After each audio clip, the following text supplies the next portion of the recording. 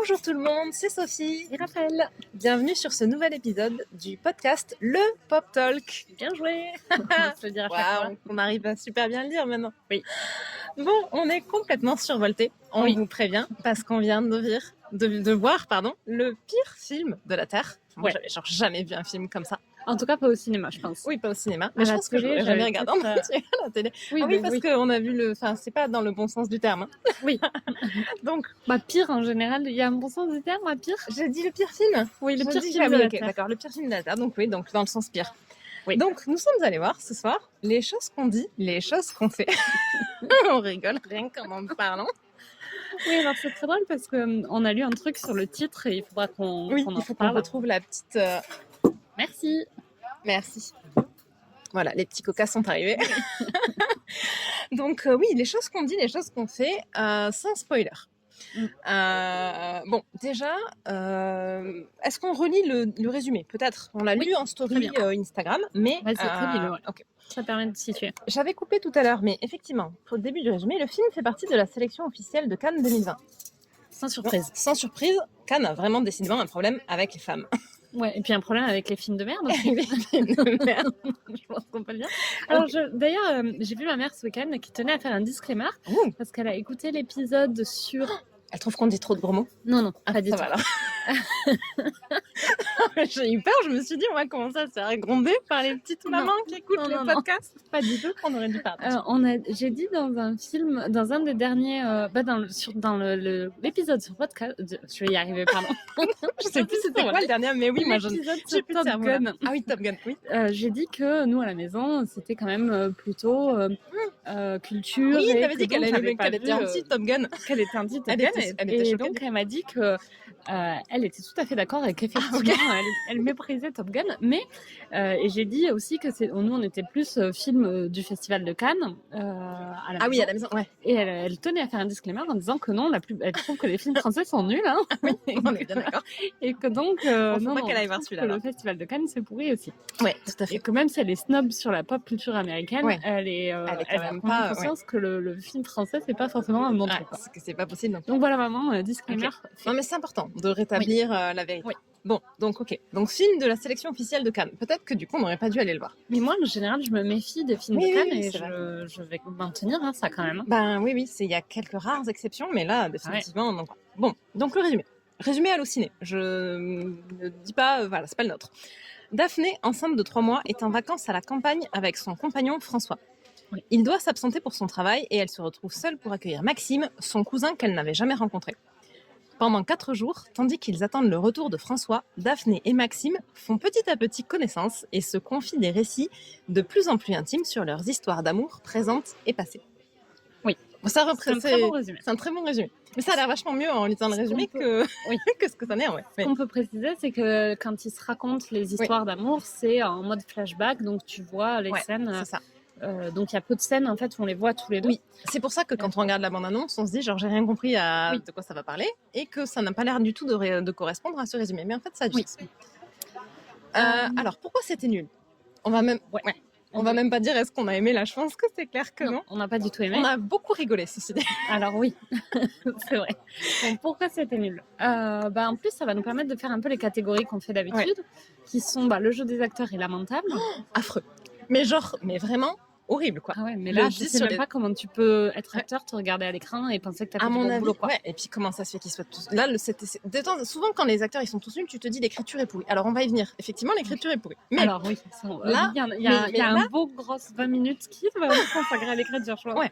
Mais là même le jeu des acteurs, même au-delà de l'écriture, ça allait pas du tout. Là, c'était pas possible, c'était le critère du casting, c'était on va faire le casting pour savoir qui joue le plus mal possible et on va genre prendre que les acteurs les pires de la terre quoi. Cela dit, on aurait peut-être pas dû commencer par ça parce que l'histoire est nulle. Mais sur le début, après c'était interminable. À chaque fois, t'as l'impression que c'est fini, ça ne s'arrête jamais. Il y a un côté, c'est the never ending story, tu sais. Genre, t'as plein d'écrans noirs, tu te dis putain, là, ça y est, c'est fini, c'est jamais terminé. Mais au début, moi, je me suis dit, mieux fait. Le côté film, un peu, tu sais, imbriquées, tu sais, les histoires imbriquées dans les histoires. Vraiment, j'aurais pu adhérer au concept, mais alors là, en vrai, mais pas du tout. Et alors en plus, c'est vrai que ça aurait pu, sauf qu'en fait, et ça c'est un truc qu'on s'est dit tout de suite en sortant du cinéma, c'est hyper sexiste. Et donc toutes ces histoires, elles ont quand même pour but d'expliquer que les mecs peuvent faire ce qu'ils veulent et que les femmes doivent les laisser faire. Et c'est super insidieux parce que moi j'ai mis longtemps à me rendre compte, mais après il y a un moment, il y a une tirade, on était toutes les deux là, mais genre what. Et après tu te dis mais en fait tout le reste depuis le début c'est sexiste, c'est juste que tu t'en étais pas rendu compte. C'est très insidieux. Et c'est insidieux. Et puis bon, après c'est peut-être aussi noyé dans tellement de médiocrité de genre tous les niveaux que peut-être tu oublies de regarder le sexisme. Peut-être que mais bon, mais je pense que c'est insidieux aussi et qu'il y a vraiment que sur la fin où le mec est là genre là ça y est on va se lâcher sur le sexisme, on va dire tout ce qu'on pense. Donc du coup les histoires auraient pu être sympas. C'est beaucoup des histoires sur l'infidélité, mais ça aurait pu être sympa et on savait que le thème c'était l'infidélité. Donc en même temps c'était un film français, le thème c'était forcément l'infidélité. Mais bon, donc du coup les acteurs jouent très mal, l'histoire était nulle parce que très sexiste. Et donc le sexisme c'est un truc qu'on évalue en général, donc c'est sexiste. Mais genre extrêmement sexiste. C'est un des films les plus sexistes que j'ai vu ces derniers temps. Je sais pas comment en 2020 ça sortir un film aussi sexiste. Ceci dit, là pour une fois, et je ne vais pas croire ce que j'en dis, mais je trouve que le sexisme est genre le dernier des problèmes de ce film. Enfin, tu vois, et vraiment, c'est pour que moi je dise un truc comme ça, et que vous vous rendez compte, il y a un peu un côté, c'est vrai qu'il est sexiste. Mais c'est peut-être pour ça qu'on est passé à côté. Oui, je pense qu'il y a tellement de trucs à côté qui étaient... Parce que le dernier truc qu'on n'a pas parlé, les dialogues. Les dialogues, là je viens de me prendre la tête d'un air désespéré, vous voyez pas, parce qu'on n'est pas en vidéo, mais alors les dialogues, mais c'est nul. Horrible. Moi, ça m'a fait mal au ventre à plusieurs moments tellement les dialogues étaient nuls. Mais alors, on a aussi c'était douloureux. Rigolé. Mais rigoler à des moments où on n'est pas du tout censé rire. D'ailleurs, les autres gens rigolaient pas du tout. On a dû pourri le film. Je me le suis dit plein de fois, mais je me suis dit, mais comment c'est possible? Mais comment ils peuvent l'apprécier? Oui. Il y a eu plein de moments. Alors, pour vous dire pourquoi c'était pourri, c'est écrit, mis comme si c'était une adaptation d'une pièce de théâtre, mais ça n'en est pas une. Mis comme si c'était une rédaction écrite par un ado de 13 ans, ou une ado, ne soyons pas sexistes, de 13 ans. Enfin, vu comment c'est sexiste, plutôt un ado. Se dire que c'est plutôt un ado. Donc un ado de 13 ans, qui a comme consigne dans sa petite rédaction d'utiliser genre les temps, t'es obligé d'écrire à l'imparfait, au passé simple et de faire toute la concordance des temps. Donc des dialogues qui ont un naturel d'à peu près genre 0 sur 100 quoi. Oui c'est ça, c'est genre jamais personne ils ont fait aucune contraction, ils utilisent absolument toutes les négations, les transitions, c'est genre quand ils passent d'une phrase à l'autre, genre cependant, à un moment donné, je me suis dit, j'aurais dû compter le nombre de fois où ils disent cependant, à mon avis, le mec a touché 100 balles à chaque fois qu'il a mis cependant dans un dialogue. Oui. Et alors, c'est un peu genre, je passais un très bon moment avec Martine, cependant. C'est clair. Et alors, en plus, moi, je suis quelqu'un, je pense, dans la vraie vie, je dis cependant, et c'est déjà improbable de le dire. Mais alors, même moi, ça m'a choqué, quoi. Ils disent cependant, à un niveau que même les juristes trouvent que t'es là, non, il y a vraiment trop de séparation. Alors, ils n'ont pas mis de néanmoins. Mais c'est vraiment mais bon, c'était vraiment franchement ça aurait pu quoi. Ça manquait vachement c'était vraiment le voilà, ta transition cependant et avec tout ça avec des putain, il y a tellement de moments où il y a des trucs où je me suis dit mais il faudrait le noter pour pouvoir le redire dans les débriefs, mais il y en avait tellement qu'en fait moi j'ai failli sortir mon téléphone et le faire, mais c'était des phrases du style mais toutes les répliques, tu sais, ils se parlent. Mais ne penses-tu pas que nous ne devrions point, c'est ça, nous revoir? Et l'autre là, mais pourquoi dis-tu ça? Mais c'est clair, je ne comprends pas. Et tous quoi, ils parlent tous. Ouais, mais il y avait vraiment ce côté.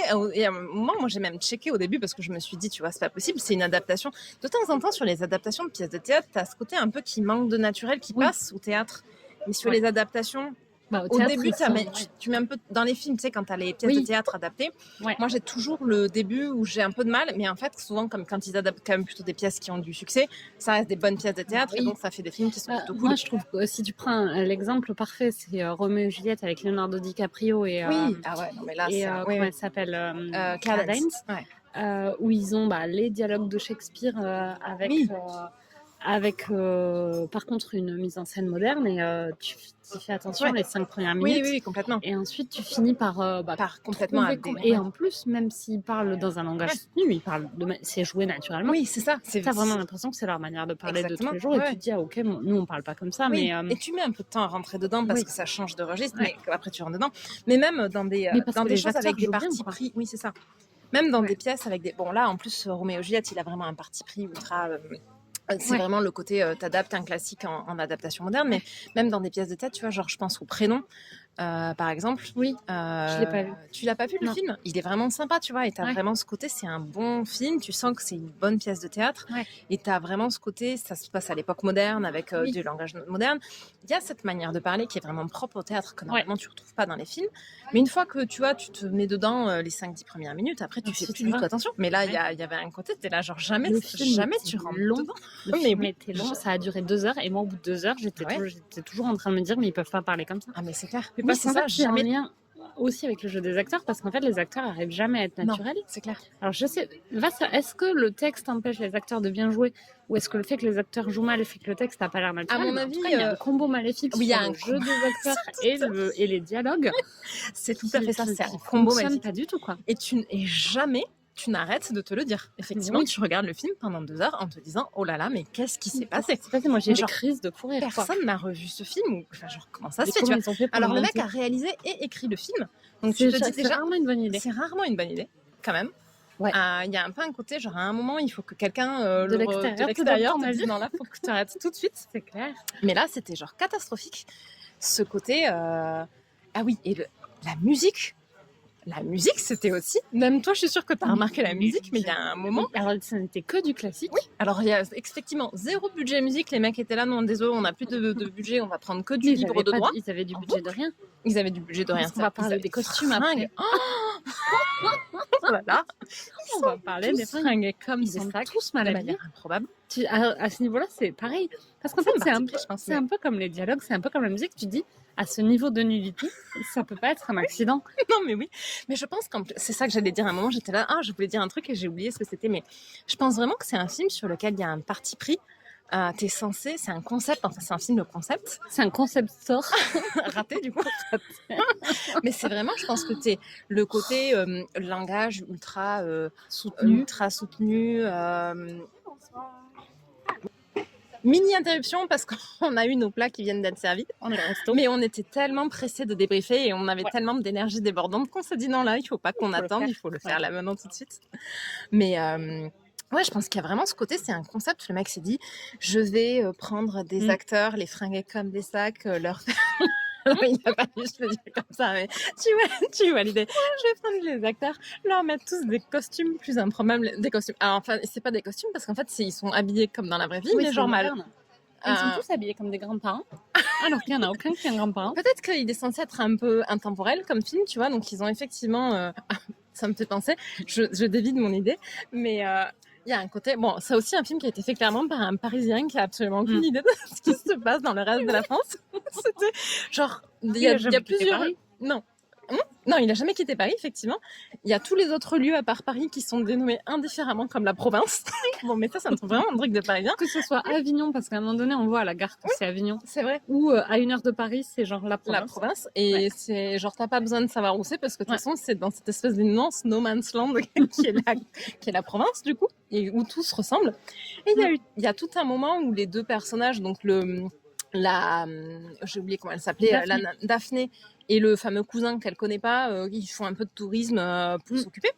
Et ils font des trucs improbables de genre il y a que les Parisiens qui pensent que les gens font ça en province. Ils font un tour de vélo avec des vieux vélos, tu sais pas d'où ils ont sorti ça. Ils se baladent dans des espèces de ruines où il y a genre personne parce que tu sais il y a pas de tourisme en province, tu vois, c'est genre il y a que des espèces de petits... même pas dans des chemins, ils marchent sur les fougères, tu sais. Oui, c'est ça directement. Ils sont dans des petits villages où les gens sont là en train de faire leur marché dans des espèces de cagettes de légumes. Mais après il y a tout le monde parle avec un accent parisien. Oui. La petite, tu sais, la petite dame du marché du bled paumé à côté d'Avignon, elle leur dit « Oh mais nous avions prévu de faire une dégustation de vin d'ici 1 heure. Vous revenez nous rejoindre, nous serons ravis de vous accueillir. Et ils sont là, mais non, nous ne voudrions pas vous déranger. Mais c'est une dégustation ouverte à tous, enfin. Vous ne nous dérangez pas. Mais c'est tout à fait ça les dialogues. Nous n'avions pas du tout prévu de boire, je suis enceinte. Oh, mais félicitations à vous deux. Oh, mais non, ne me félicite pas, nous ne sommes pas ensemble. T'es là, mais gens qui parlent comme ça. Personne. Mais n'importe quoi. Et encore, c'est une version relativement soft de ce que c'est dans le film. Mais oui. Mais oui. Ah, mais c'était complètement... C'était surréaliste, franchement. C'est au début. Et donc, du coup, tu disais c'est un concept store. Oui, je suis d'accord avec toi. Et tu as dévié sur la province. Ouais. Du coup, tu te dis, ok, mais alors, quel est le concept? Parce que moi, je veux bien comprendre le concept. Mais le mec s'est dit, je vais faire un film où il parle un langage soutenu. Bon, pourquoi pas? Ça, d'accord. Là, je comprends le concept. Oui. Il s'est loupé, mais je comprends le concept.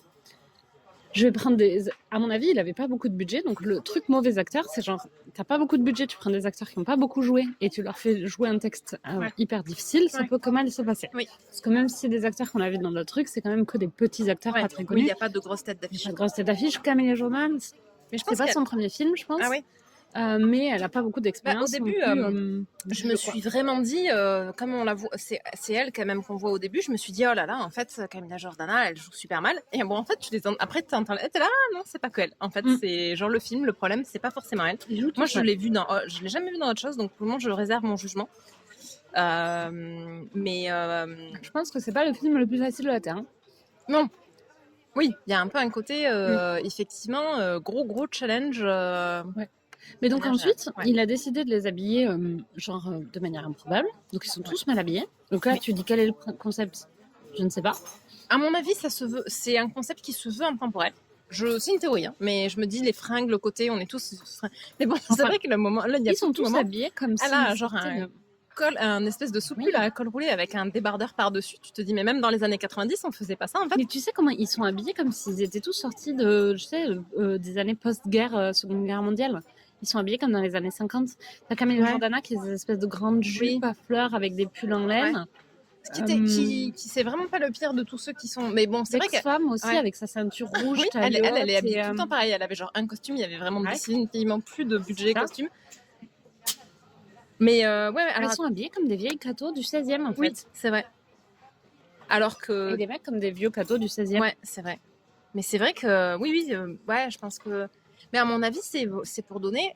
C'est dans le même concept qu'on va vous faire parler avec un langage ultra soutenu. C'est censé être un film qui se veut intemporel. Donc avec des gens qui ne parlent pas de manière moderne et qui ne sont pas habillés de manière moderne, mais qui se passent à l'époque moderne. Et pourquoi ils ont des téléphones portables alors? Mais parce que ça... Oui, après c'est assez accessoire, le téléphone portable. Enfin, tu vois, il y a assez peu finalement de côté... Il n'y a quasiment pas de technologie. Ils n'ont pas vraiment... je pense que c'est un film qui se veut intemporel en fait. Ouais. Alors bon, là, c'est vraiment parce qu'on analyse, qu'on se le voit. Moi, à aucun moment, je me suis dit que c'était ça. Je me suis dit, qu'est-ce qui s'est passé pendant tout le film? Vraiment, c'était la pensée. Ça, et j'ai beaucoup rigolé de ce qu'ils disent. Et j'ai passé toute une partie du film aussi à me demander si c'était censé être un film premier degré ou si c'était censé être décalé. En fait, non, c'est genre 100% premier degré. Du premier degré. Ah oui, complètement. Mais si je cherchais des explications, tu vois, je me disais, qu'est-ce qui peut expliquer un tel carnage?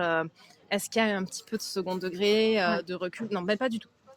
Je pense vraiment que c'est genre 100% le premier degré. On va peut-être passer à la partie avec spoiler. Attends, on n'a pas fini sur la musique. La musique, vas-y.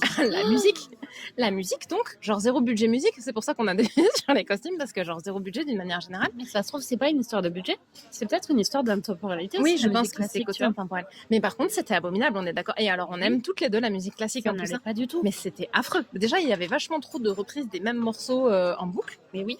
Et super fort pour mettre des moments dramatiques de manière improbable, mais c'est vraiment risible, ridicule certains moments. Moi j'ai ri après la musique. Il y a eu des moments, c'est vrai qu'il y a un moment en particulier, on était genre pliés de rire, où c'est des personnages qui sont censés un peu avoir une révélation sur leurs sentiments. Je dis pas lesquels, comme ça c'est pas un spoil. Oui. Mais voilà, les personnages qui ont un peu une révélation sur leurs sentiments, sur fond de musique classique, qui se mettent à te mettre à fond. Mais oui, tu comprennes bien que c'est le moment de la révélation. Oh là là, ils s'aiment alors qu'ils peuvent pas. Ils sont pas censés être ensemble. Et tu te dis, non mais là vraiment, genre la musique classique, c'est genre juste pas possible. Enfin, pas utilisé comme ça en tout cas. C'est genre, mais non, genre vraiment, mais c'est un film, il y a genre rien qui va. Non, il y a rien qui va. Il y a rien qui va. Non. C'est catastrophique. D'ailleurs, je pense qu'il parle. Je suis en train de me dire, dans le genre, il y a rien qui va. Est-ce qu'il passe le test de Bechdel? Je suis pas sûre parce que je suis pas sûre que les meufs se parlent entre elles. Parce qu'il y a plusieurs personnages féminins qui ont des noms, qui ont des lignes de dialogue, mais est-ce qu'elles se parlent entre elles d'autre chose que de mecs? Je suis pas sûre.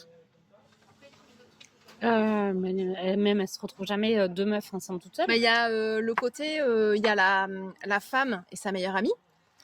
Un personnage un peu secondaire, mais bon, qui a toute une... Qui parle de mecs. Qui parle de mecs non-stop. Donc il le passe pas. Et sinon, aucun des personnages féminins n'est ensemble jamais.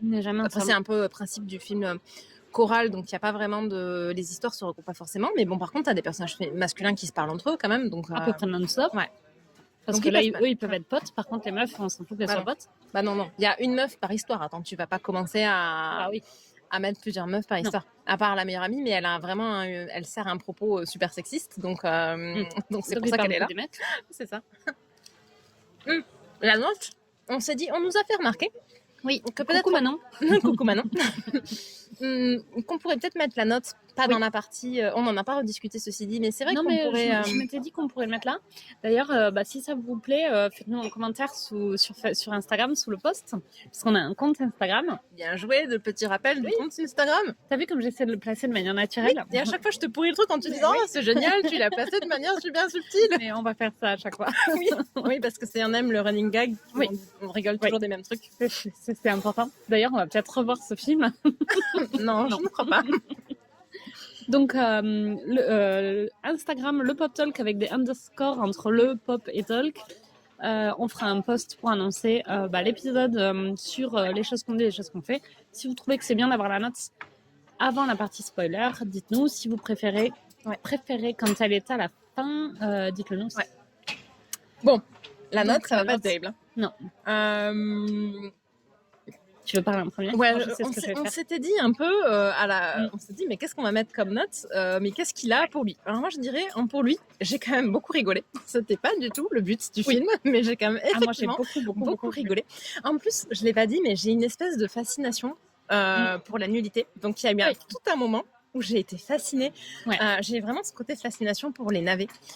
C'est affreux parce qu'après c'est un peu une spirale qui m'oblige à regarder des trucs alors que je trouve ça nul. Bon là c'était un film donc c'est pas grave, ça s'arrête, mais ça me le fait avec les séries aussi, ce qui est un peu problématique. Ouais, il y a eu tout un moment où tu regardes comme série navet parce que attends, comment ça s'appelle? La dernière qu'on a vue, en l'occurrence, on a vu toute une saison avec Fabien, un truc qui se passe dans l'espace. On avait parlé. C'était d'une nullité, mais c'était genre, moi je suis hypnotisée par la de la famille avec la sœur. On peut la regarder aussi. Non, c'est pas celle-là. C'est pas celle. On n'a pas vu ça.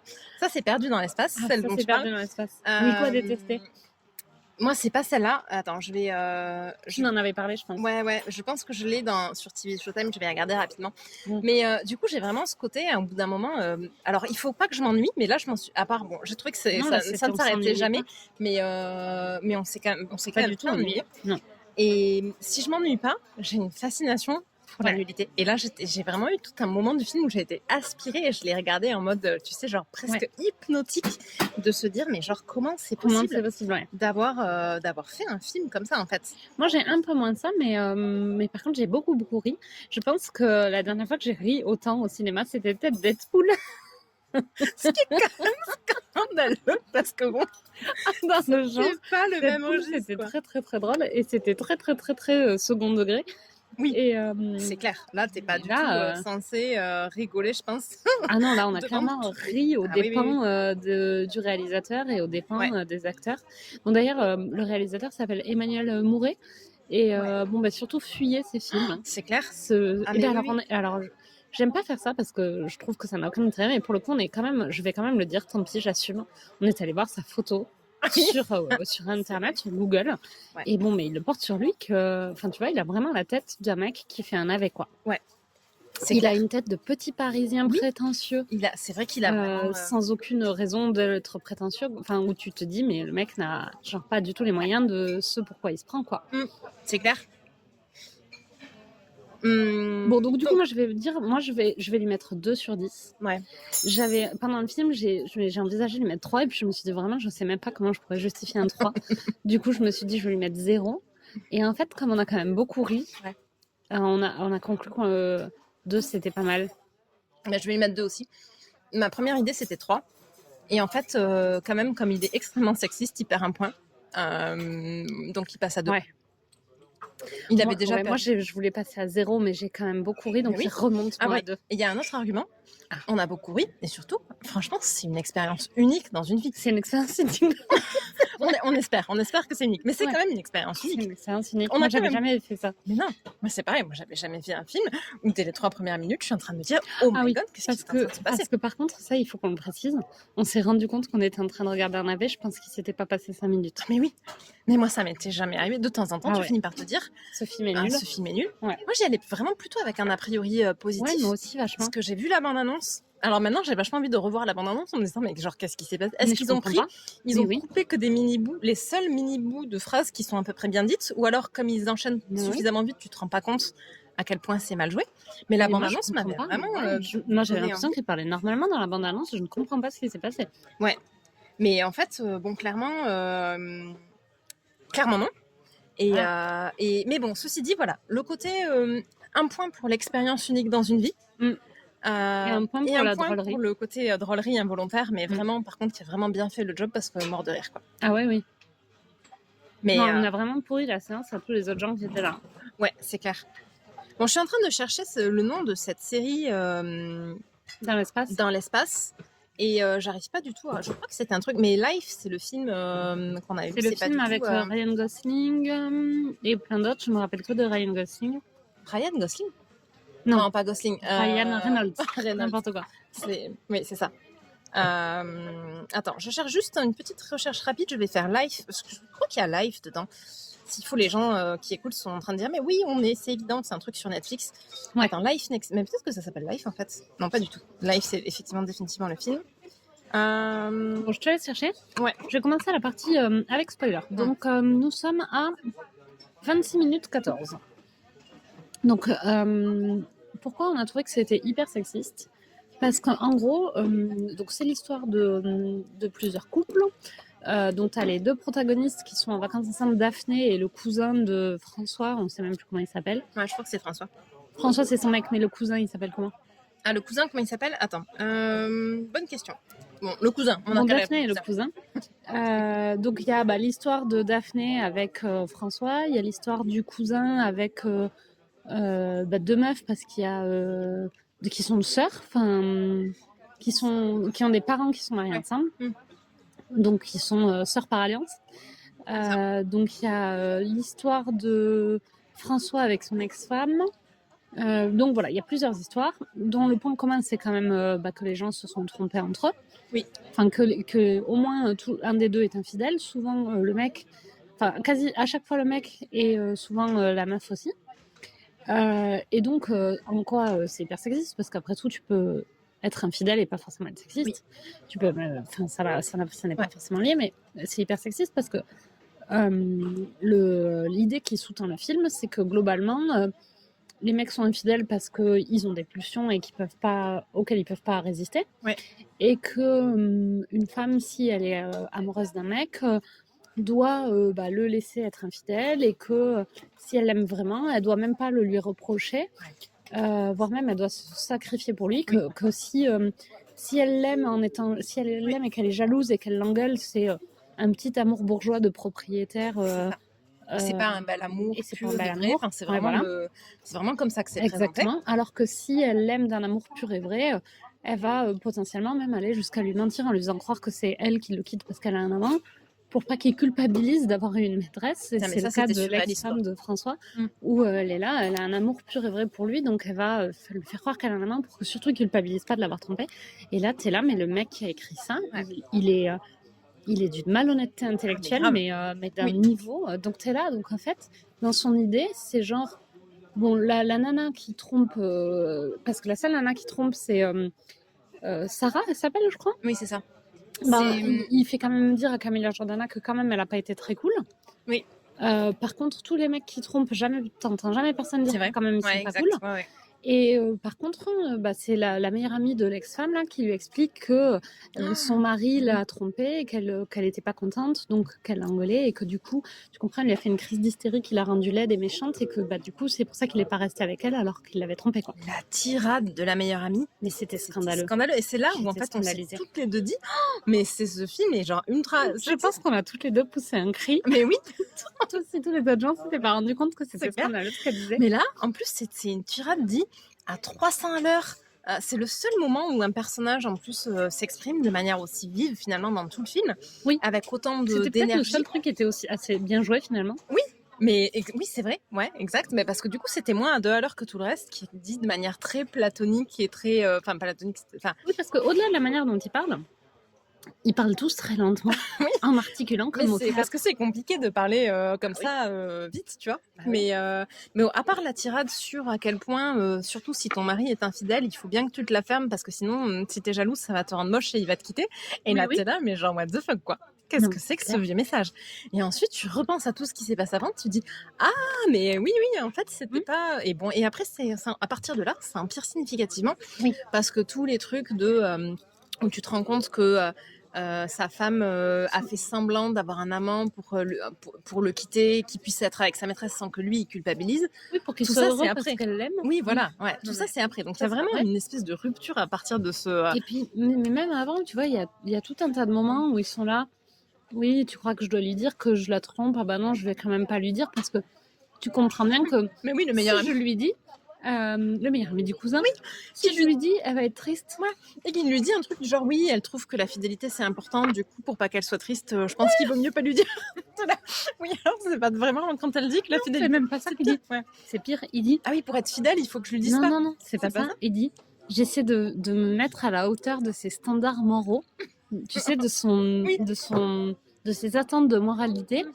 Elle est contre l'infidélité, donc tu vois, moi j'essaie de respecter vraiment et de l'honorer, tu vois, en étant assez bien pour elle, et donc je lui mens sur le fait que je la trompe. Oui, c'était vrai que c'était ça. C'était là, mais quoi? Ouais.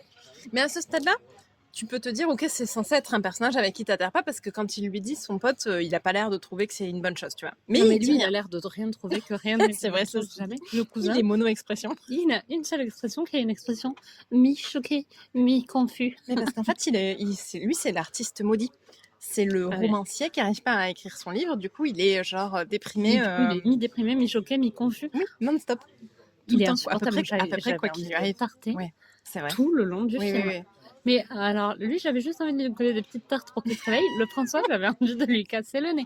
J'étais là, c'est quoi ce connard, quoi. Pire personnage de la Terre, quand même. Mais le mec ça, donc le François, c'est donc le mari de Camilla Jordana et le cousin du cousin, dont on se... voilà. Qui est aussi celui dont la femme, dont l'ex-femme fait semblant d'avoir un amant pour qu'il culpabilise pas d'être parti avec Camilla Jordana. En gros, c'est ça. Ouais. Et lui, mais alors pire personnage de la Terre. Lui, c'est vraiment, tu te dis, ça c'est le... Je suis sûre que l'auteur, il s'identifie à ce personnage-là. Mais oui. Une espèce de gros loser de l'espace. Il est moche. Il ressemble à rien. Il a une personnalité d'huître. Mec, inintéressant. Et en même temps, il arrive quand même à choper toutes les nanas. Oui, qui sont quand même super belles, les deux, alors que lui, il ressemble à rien. Parce que même sa femme, elle est belle. Bah oui. En leur faisant faire, en le faisant se comporter comme des carpettes assez pires. Ouais. Alors moi, j'ai une théorie. Ah.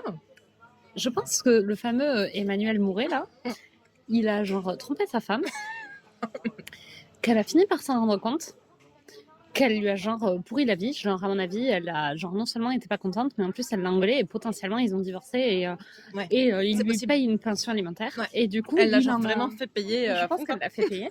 mais peut-être même. You go girl, t'as raison. Non, mais c'est ça.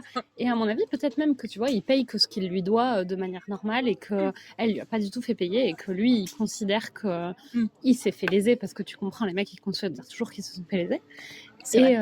Et que donc il en est ressorti de là qu'avec son petit cœur brisé de pauvre homme, il s'est retrouvé complètement injustement mis au pilori, alors que bon, il a juste menti et trompé sa femme, parce que je trouve que le mot tromper, il est vraiment très clair, parce que tu peux décider de ne pas avoir une relation exclusive. Oui. Ce qui est problématique, c'est pas ça. Et ça, ce qui est problématique, c'est quand tu es d'accord pour être fidèle et que tu mens et que tu l'es pas. Et là, t'as aucun et là, il y a tromperie. Il n'y a aucun des couples dans le film sur lequel ils sont ok pour être infidèles. Hein. Enfin, c'est vraiment toujours que des couples exclusifs. Ouais. C'est la tromperie dans le sens où oui, ils sont censés être exclusifs, ils se mentent. Ouais. Et donc, il est ressorti qu'il a trouvé que c'était complètement injuste parce que il l'a trompée, mais c'était pas grave. Et que par contre, elle a été très, très méchante parce qu'elle a pas du tout été très, très gentille alors que il l'avait juste un tout petit peu trompée. Et du coup, depuis, il vit des petits fantasmes la nuit avant de s'endormir où il se raconte des petites histoires pour savoir comment ce serait génial si son ex-femme, elle avait compris et qu'elle avait été gentille au lieu d'être méchante avec ce pauvre petit cœur. Et du coup, il s'est dit qu'elle allait faire un film. Et comme il se rendait bien compte que quand même, faire un film juste pour dire c'est affreux, ma femme elle était pas méchante avec moi parce que je l'ai trompée, il s'est dit je peux pas faire juste ça sera ridicule, je vais en faire un concept film où ils parleront de manière soutenue et ils seront habillés comme des mamies et du coup ça sera génial quoi. Ouais. Et du coup tous ces petits rêves qui se faisaient la nuit où il trompait sa femme et où ça lui retombait jamais sur la tête, il les mettra en œuvre dans son petit film de sale petit con, quoi. C'est clair. Tu sais que je viens d'avoir une révélation. On a regardé dans sa filmographie pour voir si on avait vu quelque chose et on a vu Mademoiselle de Jonquière. Ouais. Et on s'est dit, tiens, c'est bizarre, pourtant on se rappelait pas qu'il était sexiste celui-là. Mais attends, en fait, si, tu te rappelles de comment ça finit, Mademoiselle de Jonquière ? Ah oui. Alors, désolé, donc on vous laisse à peu près 5 secondes pour couper ou passer un peu en avant le podcast si vous voulez pas vous faire spoiler Mademoiselle de Jonquière, donc qui est un film qui est sorti en 2018 du même réalisateur, qui, spoiler alert, en réalité est sexiste aussi. Ouais. Donc voilà, là j'ai fait le petit disclaimer, attention, on va spoiler la fin. Je me rappelle de quasiment rien, mais par contre la morale de Mademoiselle de Jonquière, c'est quand même exactement la même chose, donc quand même un truc de fidélité. C'est l'histoire de Cécile de France et Édouard Baer. Alors c'est un film d'époque, hein. Oui. Donc ce même côté langage en poulet, mais bon, c'était moins chelou parce que du coup c'était pas du tout. Non, et puis c'était bien joué parce que c'était quand même Cécile de France et Édouard Baer. Et donc c'est Édouard Baer et Cécile de France qui sont pas mariés mais qui ont une relation ensemble établie. Oui, et exclusive. Il finit par se lasser et par la trompe. Alors peut-être potentiellement c'est pas tout à fait comme ça que ça se passe, mais ou alors elle le piège. En fait, non. Il y a tout un truc, c'est qu'au début, lui, c'est un coureur. Oui. Elle est veuve ou vieille fille, je sais pas. Mais je crois qu'elle est veuve, et ils sont amis, mais ils sont pas amants. Et elle ne veut pas coucher avec parce qu'elle dit vous allez finir parce que vous êtes un coureur, vous allez finir par vous lasser et moi je serai malheureuse. Il insiste lourdement jusqu'à ce qu'elle finisse par céder. Il se passe peut-être 1 an, je crois, dans le film où il ne lâche pas l'affaire. Et une fois qu'ils sont ensemble, il lui a juré que non, il se lasserait pas. Il finit par la tromper et se lasser. Exactement ce pourquoi elle voulait pas être avec. Et donc là, elle le piège effectivement pour se venger. Oui. Et... Ce qui est quand même légitime puisqu'il lui avait juré qu'il l'a... Et elle le piège en lui mettant entre les pattes une jeune fille qui est en fait une prostituée. Qu'elle fait passer pour une fille de bonne famille, il me semble. Oui. Enfin, pour une noble ou quelque chose comme ça. Oui. Et la fin du film, c'est quand même, grosso modo, qui tombe amoureux de la jeune fille, de la prostituée. Donc, il se trouve être Après, elle a rien demandé, tu vois, mais bon, il tombe quand même amoureux. Il finit par... et donc, il plaque Cécile de France. Et en plus, il y a vraiment un truc, la morale de l'histoire, c'est elle qui finit, genre... oui, tant pis pour elle a voulu le piéger, elle y est pas arrivée. Et c'est ça. Et genre, il n'y a pas un truc où elle finit par être la risée de tout le monde ou un truc comme ça. Enfin, il y a vraiment ce côté... genre, il y a vraiment ce côté happy ending pour lui, qui s'est mal comporté, et grosse punition pour elle, qui a juste été en fait la femme bafouée, quoi. Ouais, c'est ça. Et en fait, le point commun des deux, c'est genre, t'es une femme bafouée et t'as surtout pas le droit d'être en colère. Il faut que tu sois une gentille petite femme qui est pas en colère, quoi. Ouais. Et tu vois, quand en t'écoutant parler de la théorie sur lui, je me suis dit putain, mais Mademoiselle de Jonquière, c'était ça déjà, quoi. Il y avait vraiment ce même truc. Bon, ok, donc c'est Madame de Jonquière, peut-être pas Mademoiselle. Si elle est veuve. Non, mais parce que je pense que Mademoiselle de Jonquière, c'est la jeune. Ah oui, peut-être. Ok. Il me semble que c'était ça. Attends, je vais rechecker. Bon, bref, si vous tapez de Jonquière et Emmanuel Mouret. Bon, clairement, c'est vraiment un réalisateur qu'il faut fuir. Bon, bah alors moi, officiellement, c'est le réalisateur que je déteste le plus. C'est mon pire réalisateur, quoi. Ouais. Je le déteste. Oui. Ah oui, là, c'était... Enfin, ouais. Et donc, moi, je m'en tiens à ça. C'est un espèce de petit merdeux qui est tout pas content parce que quand on trompe les meufs, après, elles sont méchantes avec lui. Après, il y a des conséquences, quoi. Tu peux pas niquer à tout va et tromper tout le monde sans qu'ensuite ta femme, elle t'envoie des bouquins à la gueule. Et ça, c'est quand même pas normal. une scène où elle lui dit tiens, voilà Sartre. Voilà. Elle lui jette des classiques. Voilà De Beauvoir, voilà Camus. En lui jetant, c'était ridicule. C'était complètement ridicule. Mais genre le mec, il a jamais vu. Non. Mais non, mais c'était vraiment, il était scandaleux ce film. On a beaucoup rigolé, mais il était quand même juste complètement scandaleux. Ouais. Donc nous on le déconseille fortement. Ah mais grave. Même si nous on a beaucoup rigolé. Mais bon, en fait c'est aussi on a pris le parti. Enfin, on y était en fait, et on n'allait pas vraiment. Moi je me suis vaguement posé la question au début quand même de me barrer. Si on s'en allait, mais on n'aurait pas eu le podcast, on aurait peut-être plus envisagé. Ouais. Après, là, il y avait quand même ce côté, comme je me suis pas ennuyée et que j'ai quand même rigolé tout du long, mais par contre, ça aurait été la même chose en mode ennuyeux. Je pense que même avec le podcast, on aurait dit, bon, bah, désolé, on le fait jamais, parce que ça n'arrive jamais quand même. Ou alors, on aurait peut-être même pas fait d'épisode. Mais ça vaut le coup, quand même. La fois où on n'a même pas regardé le film en entier, tellement. Et que vraiment, pour qu'on regarde pas un truc en entier. Ouais. Mais bon, il y a vrai. J'ai oublié pourquoi on disait ça. C'était quoi le début de. Pourquoi on disait qu'on aurait pu partir, mais on n'est pas parti? Oui, voilà, bon, ok. Bon, et on a quand même rigolé, mais. Ah oui, non, on ne conseille pas. On ne conseille pas. Non, mais genre, je pense que c'était clair, mais je me suis sentie obligée de le rajouter. Ne regardez pas ce film. Ouais. Même pour l'expérience unique d'une vie, nous, il faut bien qu'on se rassure, parce qu'en fait, en vrai, on a perdu 2 heures de notre vie à regarder un truc sexiste, mais. Sexiste et nul. Et sexiste et nul. Parce que bon, des trucs sexistes, on en a vu plein, et des bons films. Oui, parfois, effectivement, t'es obligé de faire avec. Ça rattrape pas. Ouais, non, mais c'est sûr. Oui, c'est un constat. Là, c'est vraiment. Là, il y a genre rien qui va, quoi. Ah oui, c'est clair. C'était vraiment catastrophique. Aucun niveau, quoi. Et alors, si ce film, il a une quelconque récompense à Cannes, mais définitivement. Non, mais déjà, il fait partie de la sélection de Cannes. Ouais, mais il y a un problème à Cannes et les femmes, quoi, quand même. Enfin. C'est le critère de sélection. Hein. Tu vas prendre le film le plus offensant possible. Ouais. Alors, si éventuellement t'as pas un violeur à la réalisation, tu vas quand même en mettre un film sexiste. Mais je sais pas, ça doit être le critère de sélection maintenant à Cannes. Il y a vraiment un message de genre allez toutes vous faire foutre, quoi. Mais oui. Parce que franchement, sinon ça s'explique pas. Hein. Bah non, parce que là, le film il est tellement nul à tous les niveaux qu'il y a juste le côté sexiste qu'ils ont dû dire ah oui, c'est vrai que c'est bien de mettre un peu de film sexiste à Cannes, quoi. Bah oui, c'est clair. Mais si on peut insulter les femmes et leur cracher à la gueule, ça va, quoi. C'est clair. Petit message de plus, quoi. Ouais. Au cas où l'an dernier, c'était pas assez clair, tu vois. Ah non, c'est clair. Ouais. Bref, du coup, on le conseille pas. Non. Je pense qu'on a fait le tour. On a fait le tour, je pense que là, on va s'arrêter. Et à plus. À plus.